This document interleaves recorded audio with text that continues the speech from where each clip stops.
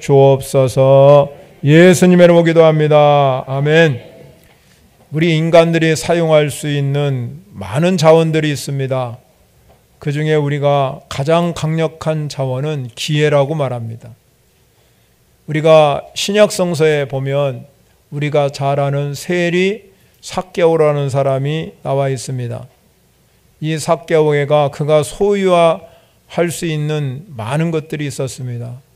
그런데 그는 자기가 가지고 있는 소유보다 더 좋은 기회가 그에게 찾아왔습니다.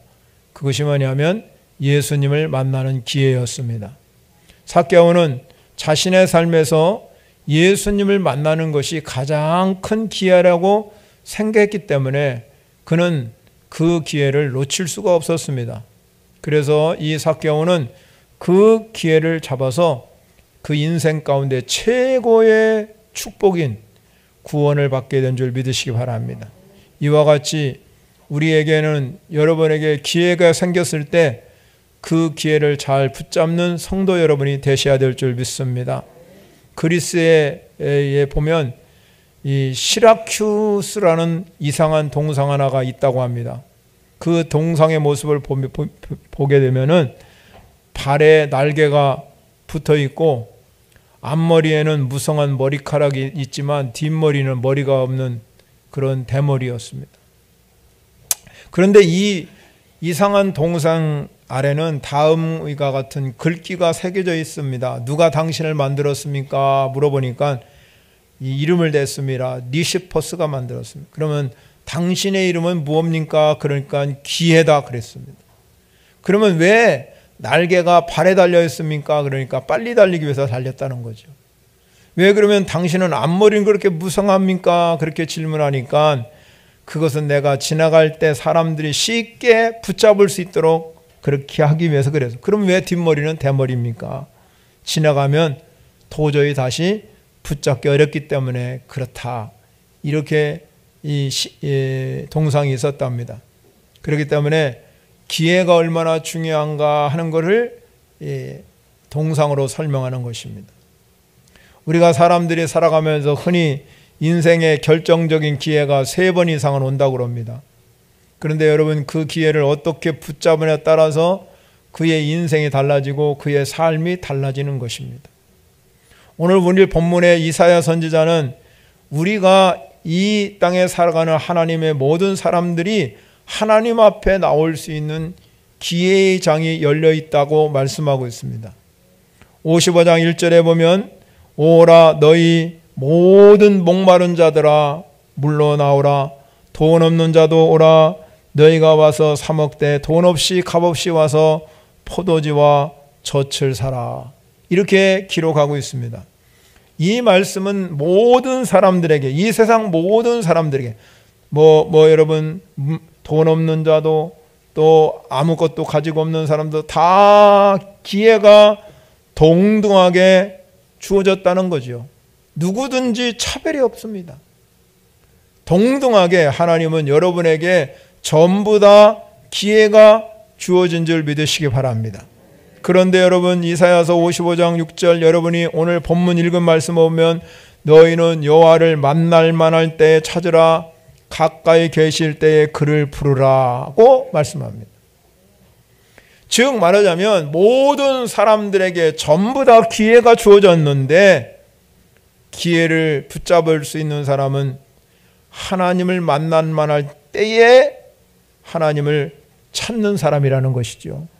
그리고 가까이 계실 때에 부르는 사람이 하나님을 만날 수 있다는 것입니다. 아무나 만나는 건 아니죠. 다 모두에게 동등한 기회가 주어졌지만 이 하나님을 만날 만한 때가 있다는 거죠. 찾는 사람, 부르짖는 사람만이 그 사람만이 기회가 주어진다는 것이지요. 그래서 여러분 사도 바울은 고린도후서 6장 2절에 내가 은혜 베풀만 때에 너를 듣고 구원의 날에 너를 도왔다 하셨으니 보라 지금은 은혜 받을 만한 때요 보라 지금은 구원의 날이로다. 그렇습니다.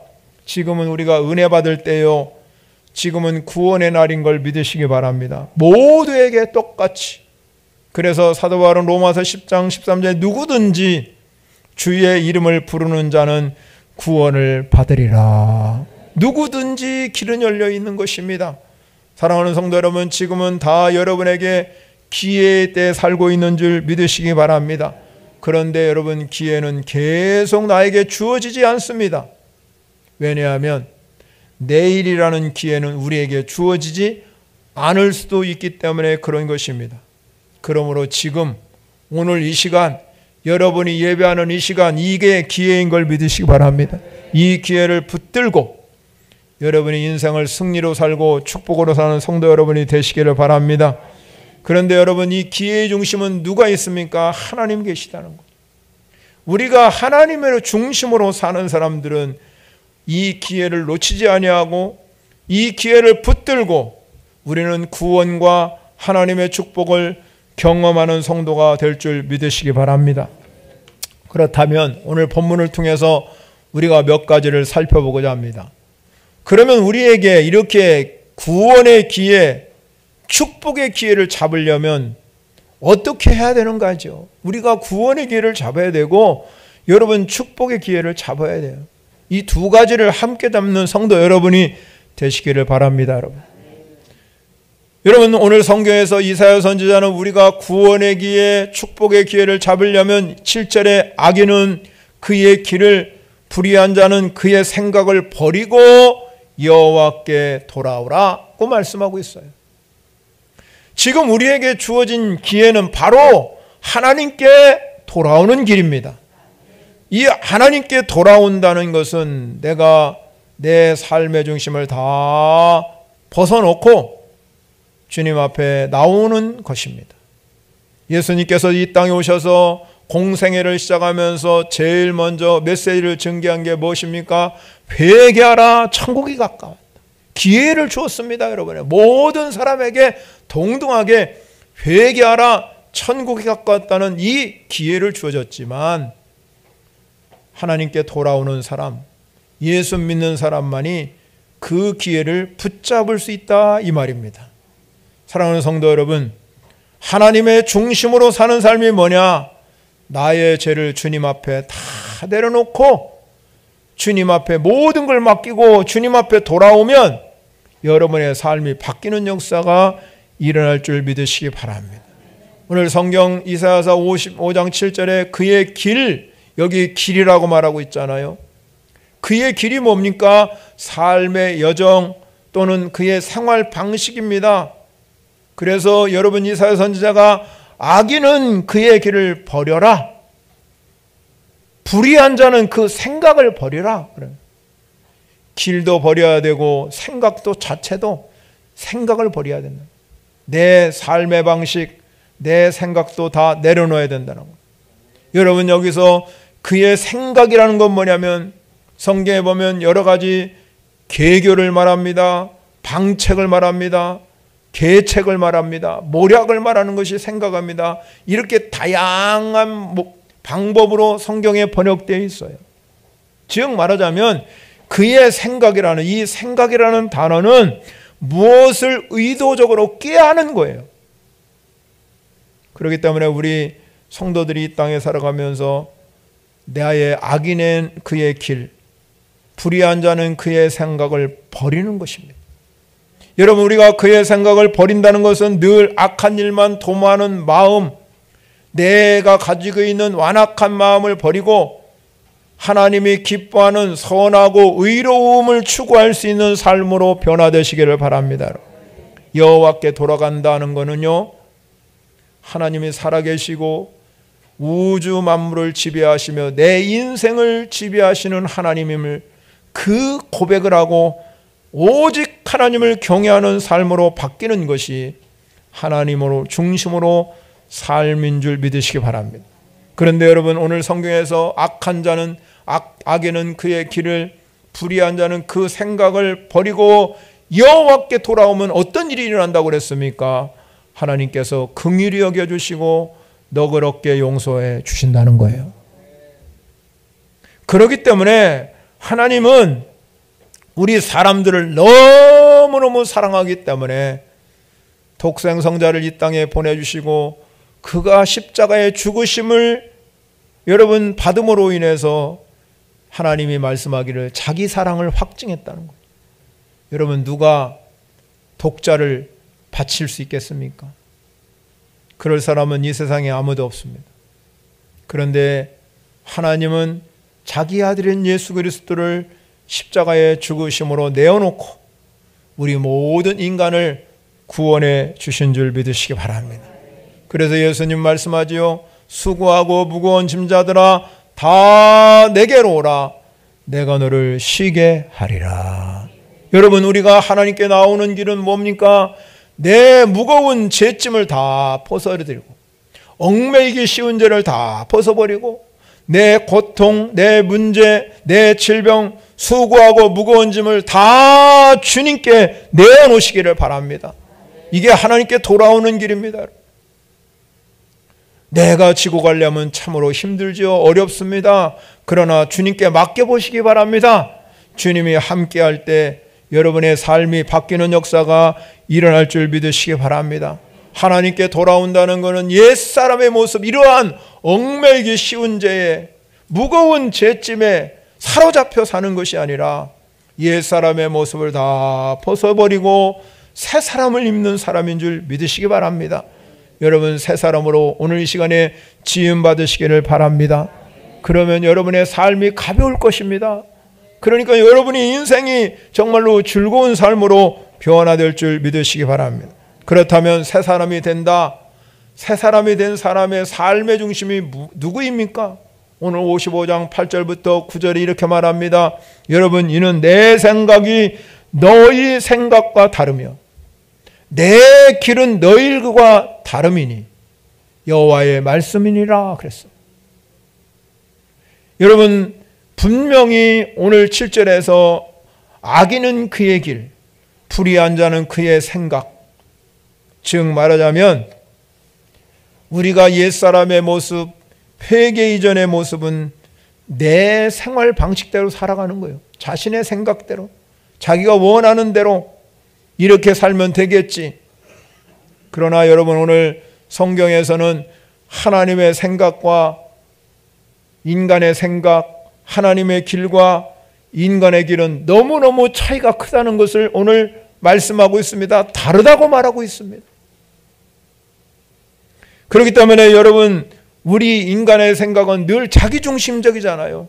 늘 이기적이잖아요. 내 중심으로 사는 거예요. 모든 사람이 다 똑같습니다. 누가 타인을 배려하고 타인의 생각에 맞춰서 사는 사람은 많지 않아요. 다 자기중심적이에요. 이기적이고 정욕적이잖아요. 왜 그렇습니까? 에덴 동산에 여러분, 하와가 선악을 알게 하는 나무를 볼 때 그 마음에 이 선악을 나무는 보니까 어떤 일이 나냐면 이 나무를 보자마자 먹음직스럽고 보암직스럽고 지혜로울 만큼 탐스럽기 때문에 하나님이 그 금단의 열매를 먹지 말라고 했음에도 불구하고 내 생각대로 따먹고 말았다는 것입니다. 여러분, 그 열매를 따먹고 거기에서 그친 것이 아니라 자기와 함께 있는 남편에게도 주니까 그 남편도 먹고 말았습니다. 여러분, 그래서 여러분, 요한은 요한일서 2장 16절에 이 세상에 있는 모든 것은 육신의 정욕, 안목의 정욕, 이 세상의 자랑이니 아버지께 온 것이 아니라 세상으로부터 온 것이라고 그랬어요. 그러니까 오늘 이사야 선지자가 내 생각이 너희 생각과 다르며 내 길은 너희 길과 다름이니라 그런 것입니다. 그러나 여러분, 하나님의 생각, 하나님의 길은 무엇입니까? 하나님의 길은 영원한 길이에요. 영생의 길이요 생명의 길인 줄 믿으시기 바랍니다. 그래서 여러분에게 오늘 긍휼을 베풀어 주시고 너그럽게 용서하시는 그 놀라운 역사가 일어난 줄 믿으시기 바랍니다. 왜 우리를 긍휼히 여겨주시고 용서해 주겠습니까? 그것은 하나님의 사랑이 있기 때문에. 하나님은요, 사랑이 본질이에요. 하나님 하면 곧 사랑입니다. 하나님이 우리 사랑하는 성도 여러분을 극진하게 사랑하기 때문에 오늘도 여러분에게 긍휼을 베풀어 주시고 모든 죄를 용서해 주는 줄 믿으시기 바랍니다. 우리의 삶이 하나님께 되돌아오고 하나님의 중심으로 살아야 할 이유가 바로 여기 있는 것입니다. 그래서 우리가 세상을 살아가면서 하나님을 중심으로 사는 사람에게 예수님께서 요구하는 것이 있습니다. 위로는 우리가 하나님이 정말로 사랑을 많이 받았기 때문에 위로는 하나님을 사랑해야 된다. 위로 하나님을 사랑하는데 어떻게 사랑합니까? 마음을 다하고 목숨을 다하고 뜻을 다하는, 마음과 목숨과 뜻을 다하는 건 내가 인격 안에는 지정의가 다 있어요. 우리가 생각하는 것이 있고요, 감정이 있습니다, 결단하는 힘이 있습니다. 그러니까 이 모든 것을 가지고 우리가 여러분 생각뿐만 아니라 마음뿐만 아니라 의지적인 결단까지 다 들여서 주님을 사랑하라고 말씀하고 있습니다. 주님이 나를 사랑해 주셨기 때문에, 주님이 나를 긍휼히 여기시고 불쌍히 여겨주시기 때문에 우리도 전적으로 하나님을 사랑하는 성도 여러분이 되어야 될 줄 믿으시기 바랍니다. 이게 하나님의 생각이요 하나님의 길이라 이 말이에요. 그래서 사도 바울은 하나님의 사랑을 깨닫고 나서 고백한 말이 있습니다. 누가 우리를 그리스도와 사랑해서 끊을 사람이 없다는 거죠. 내가 환난이 온다 할지라도, 권고가 온다 할지라도, 박해가 온다 할지라도, 기근이 온다 할지라도, 적신이나 위험이나 칼이나 이런 것이 다 온다 할지라도 내가 확신한다.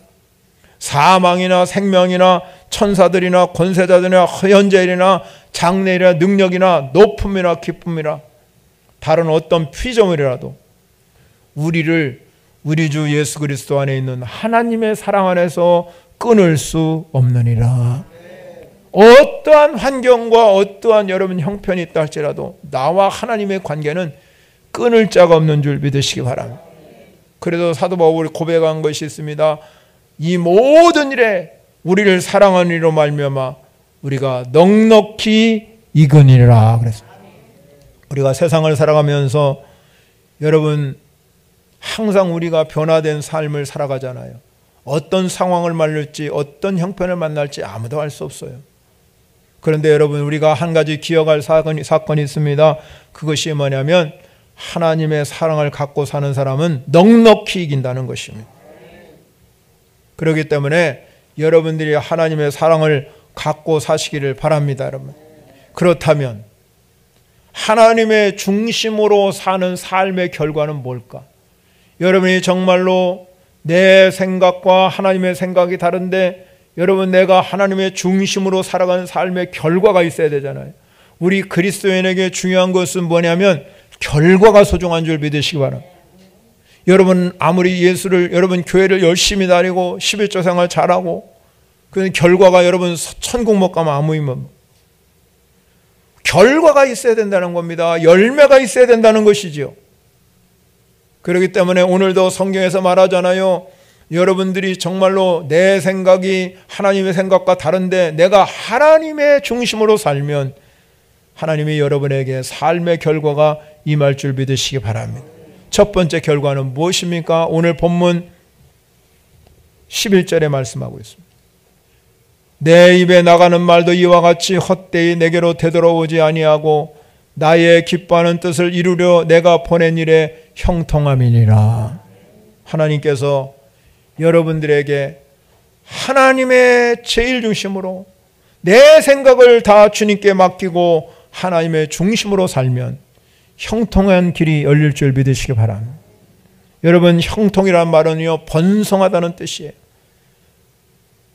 또 다른 세상적인 말로 얘기하면 성공적이라, 성공해, 너 참 성공했다 이렇게 말하는 사람이 많잖아요. 미국의 유명한 학자가 주식회사 예수라는 책을 썼는데요. 예수님의 성공에 대한 정의가 뭘까? 그 말씀에 그 책에 보면은 하나님의 뜻대로 사는 것이 성공이다 그랬어요. 그러니까 지금 말하자면 내가 성공하려면 형통한 삶을 이루려면 무조건 하나님의 뜻대로 살아가야 된다는 거예요. 오늘 본문 여러분 11절에 내 입에 나가는 말도 이와 같이 어떻지 않다 그랬습니까? 헛되이 내게로 돌아오지 않아. 헛되지 않는 거예요. 그리고 나의 기뻐하는 뜻을 이루며 그랬어요. 그러므로 사랑하는 성도 여러분, 하나님 말씀은 절대로 헛되지 않습니다. 헛되게 돌아오지 않아요. 그래서 하나님 말씀을 우리는 뭐라고 그래요? 능력입니다. 힘입니다. 그가 하신 말씀대로 세상을 말씀 한마디로 창조하셨잖아요. 그래서 요한은 말하지요. 하나님이 곧 말씀이다. 말씀이 곧 하나님이시다. 히브리 기자는 말합니다. 히브리서 4장 12절에 하나님의 말씀은 그래서 어떻게 했냐? 살아있다는 거예요. 죽은 말씀이 아닙니다. 여러분, 성경은 죽은 말씀이 아니라 하나님의 감동으로 된 살아있는 말씀인 줄 믿으시기 바랍니다. 그래서 살아있고 활력이 있어 좌우의 날선 어떤 것보다 예리하며 혼과 영과 및 관절과 골수를 찔러 쪼개기까지 하며 마음의 생각과 뜻을 판단하신다. 이게 바로 하나님의 생각인 걸 믿으시기 바랍니다. 그러므로 여러분, 우리가 여러분 정말로 말씀대로 살면 형통한 삶이 이루어져요. 여러분, 자연에도 법칙이 있듯 영적인 법칙이 있습니다. 오늘 10절에 보면 이렇게 말하고 있습니다. 이는 비와 눈이 하늘로부터 내려서 그리로 돌아가지 아니하고 땅에 적셔서 소출이 나게 하며 싹이 나게 하여 파종하는 자에게는 종자를 주며 먹는 자에게는 양식을 줌 같이라고. 여러분, 오늘 본문 10절에 나오는 말씀을 어떻게 해야 형통을 경험하고 어떻게 성공을 경험하냐? 하나님의 법칙대로 살면 자연 법칙대로 이루어지는 줄 믿으시기 바랍니다. 비와 눈이 하늘부터 내려오는데 그냥 돌아가는 게 아니라 땅을 적신다 이 말이에요. 하나님이 여러분이 있는 곳에 하나님이 함께하는 기적이 일어날 줄 믿으시기 바랍니다. 모세가 죽고 난 후에 여호수아가 가나안 땅을 점령할 것이라고 약속받았습니다. 여호수아 1장 3절 여러분이 보다시피 네가 발바닥으로 밟는 것은 내가 너희에게 주었다 그랬어요. 여호수아는 앞길이 캄캄했습니다. 요단이 앞에 있지요. 여리고성이 있는데 어떻게 그 발바닥을 밟는 땅을 다 내게 주었다고 그랬는데 어떻게 저거를 성취할 수 있을까? 그러면서 여러분, 성취할 비결을 하나님이 여호수아에게 가르쳐주고 있어요. 그 성취할 비결이 뭡니까? 여호수아 1장 7절 8절에 나와 있잖아요. 오직 강하고 극히 담대하여 나의 종 모세가 내게 명령한 그 율법을 다 지켜 행하고 우로나 좌로나 치치지 말라. 그리하면 어디로 가든지 형통하리니. 8절에 그럽니다. 이 율법책을 네 입에 떠나지 말게 하며 주야로 그것을 묵상하여 그 안에 기록한 대로 다 지켜 행하라. 그리하면 내 길이 평탄하게 될 것이며 내가 형통하리라. 그렇게 말씀하고요. 형통하는 비결을 알려줬어요. 내가 밟는 땅 내가 너희가 다 주는데 그 형통한 비결이 하나님 말씀을 붙들고 살려라는 것인 줄 믿으시기 바랍니다. 여러분, 하나님 말씀을 붙들고 사는 것이 하나님의 중심으로 사는 거예요. 여러분, 하나님의 중심으로 사는 삶은 형통한 길이 열려질 줄 믿으시기 바랍니다. 세상이 아무리 종말이 온다 할지라도 마태복음 24장 3절에 가면 천지는 없어지지만 내 말은 없어지지 아니하리라. 그러므로 우리는 언제 어디서나 하나님 말씀을 들어야 되고 하나님 말씀을 붙들고 사는 저와 여러분이 되어야 될 줄 믿으시기 바랍니다. 그래서 여러분, 시편 기자는 제일 먼저 시편 1편을 쓰면서 복 있는 사람은 악인의 길을 따르지 아니하며 죄인의 길에 서지 아니하며 오만한 자리에 자리 앉지 아니하고 오직 여호와의 율법을 즐거워하여 그 율법을 죄하러 묵상하는 자라고 그랬어요. 그 결과가 뭐냐? 3절에 가면 그는 시냇가에 심은 나무가 철을 따라 열매를 맺으며 그 잎사귀가 마르지 않음 같으니 그가 하는 모든 일은 다 형통하리라. 하나님이 여러분 형통의 복을 주셔야 될 줄 믿으시기 바랍니다. 이 위기의 시기에, 위기는 기회라고 그랬는데 여러분, 이 위기는 기회의 시기에 우리가 오늘 붙들어야 될 것은 하나님 말씀을 붙드시기를 바랍니다. 하나님 말씀은 헛되지 않는다는 것이죠. 그 말씀을 붙들고 내 삶의 중심에 하나님 모시고 살면 하나님이 여러분과 함께하는 기적이 일어날 줄 믿으시기 바랍니다. 즉 말씀드리자면 하나님의 중심으로 산다. 그 말은 하나님이 내 삶에 함께한다는 의미예요. 여러분 성경에 보면요, 많은 사람들이 그렇게 말씀합니다. 하나님이 함께하면 안 되는 것이 없어요. 하나님이 함께하면 여러분의 삶에 형통함이 임하게 될 줄 믿으시기 바랍니다. 두 번째 중요한 것은 뭡니까? 우리가 결과가 뭐냐?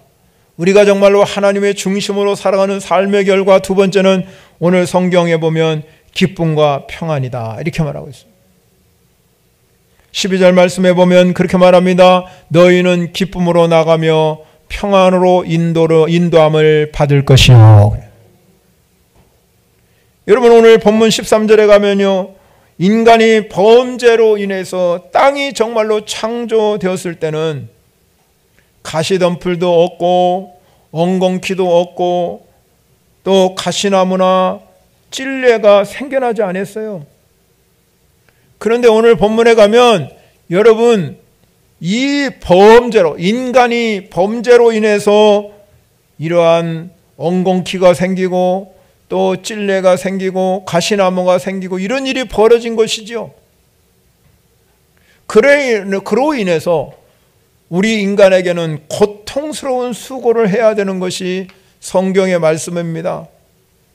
사람이 살아가는 곳에 곳곳마다 우리는 끈질게 자라가는 가시나무와 찔레가 있다고 이야기하고 있어요. 오늘 성경은 여러분의 삶에 가시나무와 찔레 때문에 고통을 당할 때가 많이 있습니다. 사람 삶 속에서 찌르고 상처를 주는 이 고통스럽고 악한 곳에 곳곳마다 자라나는 이 가시나무 찔레, 여러분 이 가시나무와 찔레를 우리는 벗어버려야 될 줄 믿으시기 바랍니다. 우리가 살아가면서 여러분 이 경험하게 되는 여러 가지 고통스러운 순간, 이 가시나무와 찔레는 인간의 범죄로 말미암아 우리에게 저주를 받아서 난 것이 바로 가시나무와 찔레라는 것이죠. 그래서 여러분 고통스럽게 사는 거예요. 우리가 질병 때문에 또 힘들어하는 것입니다. 그런데 오늘 성경은 우리에게 소망을 줍니다. 잣나무는 가시나무를 대신하며 화석류는 찔레를 대신하여 날 것이라. 이것이 무엇입니까? 하나님의 중심으로 사는 사람은 모든 고통과 질병이 치유되고 회복하는 은혜를 경험하게 되어서 우리는 늘 기쁨과 평안함으로 인도받게 된다는 말씀인 줄 믿으시기 바랍니다. 그래서 잣나무가 가시나무를 대신하는 것이고 화석류가 찔레를 대신하게 할 것입니다. 여러분 가정은 어떻습니까? 지금 여러분 가정은 잣나무가 있고 화석류가 있습니까? 아니면 매일 가시나무와 찔레와 싸우고 있습니까? 어떤 경우에 여러분이 처해 있습니까? 우리 가정에 아직도 가시나무와 찔레로 가득 차 있다면 오늘 말씀을 듣는 여러분에게 이 가시나무와 찔레를 벗어버리시길 바랍니다. 하나님 앞에 명령하시기 바랍니다. 우리 가정에 있는 이 가시나무와 찔레를 예수 그리스도의 명하노니다 물러가게 해주시고, 그리고 잣나무로 화석류로. 이 말씀은 무슨 말씀입니까? 바로 하나님을 중심으로 사는 사람은 기쁨과 평안이 넘쳐 흐른다는 말씀이에요. 예수님이 우리 이 땅에 오셔서 우리에게도 말씀합니다. 너희가 지금은 너희가 근심하나 내가 다시 너에게 보리니 너희 마음이 기쁠 것이요 너희 기쁨을 빼앗을 자가 없으리라. 하나님이 주시는 기쁨. 지금까지는 너희가 내 이름으로 아무것도 구하지 아니했지만 구하라 그리하면 받으리니 너희 기쁨이 충만하리라. 기쁨이 충만한 거예요. 여러분이 오늘도 은혜의 경험이 일어나고 하나님께 기도하면 간구할 때 응답받으면 내 안에 기쁨이 충만한 줄 믿으시기 바랍니다. 그뿐 아닙니다. 평안을 너에게 끼치노니 곧 나의 평안은 너희에게 주노라. 내가 너에게 주는 것은 세상이 주는 것과 같지 아니하리니 너희는 마음에 근심하지 말고 두려워하지 말라. 이것을 너에게 이룬 것은 내가 내 안에 평안을 누리게 함이라. 세상에서 너희가 환난을 당하나 담대하라. 내가 세상을 이겼노라 그랬어요. 그러므로 우리가 이 세상에 살아가면서 여러 가지 환난과 고통에 해방되는 길은 오직 한 가지예요. 우리는 우리의 생각, 악인은 그의 길, 불의한 자는 그 생각을 버리면 반드시 여러분에게 기쁨이 회복될 것입니다. 평강이 찾아올 것입니다. 우리 삶에 이 기쁨과 평안이 흘러넘치는 삶이 되어야 될 줄 믿으시기 바랍니다.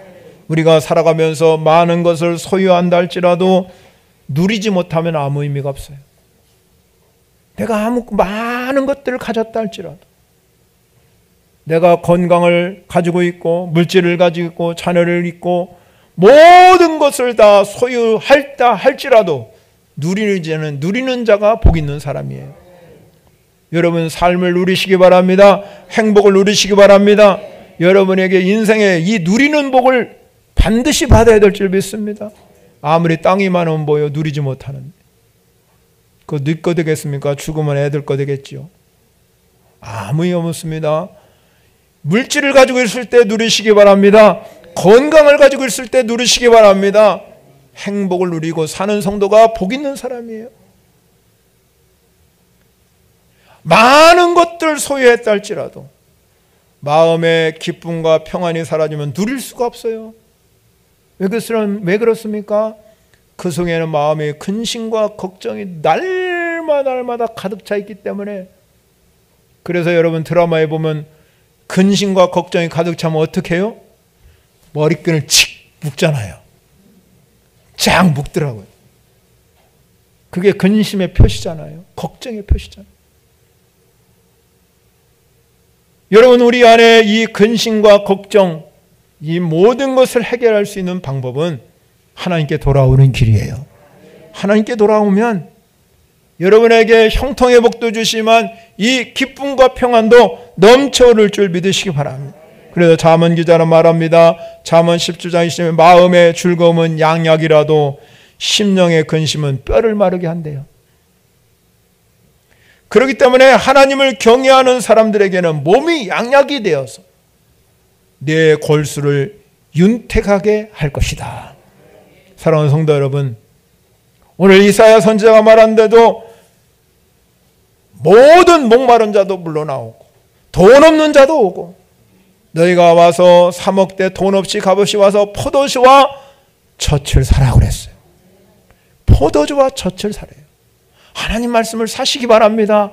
여러분 오늘 이 시간에 와서 하나님의 말씀을 듣고 그 말씀이 내 것이 돼야 된다 이 말이죠. 그래서 삶의 중심에 하나님 제일 중심으로, 하나님을 제일 중심으로 모시고 살면 여러분 안에 형통의 복이 임할 것이고, 여러분이 이 형통의 복을 누리며 살아가면서 기쁨과 평안이 넘쳐 흘러서 올 한 해 여러분 2월이 시작되는 이 첫 주에 여러분 하나님의 중심으로 사는 여러분에게 이사야 선지자가 약속한 대로 우리는 이 하나님의 놀라운 축복을 그냥 받는 것으로 끝나는 것이 아니라 누리고 넘치고 흘러가시기를 바랍니다. 이 삶이 여러분에게 일치기를 축원합니다. 우리의 말씀을 생각하면서 같이 기도하겠습니다. 하나님의 사랑을 사모하는 자,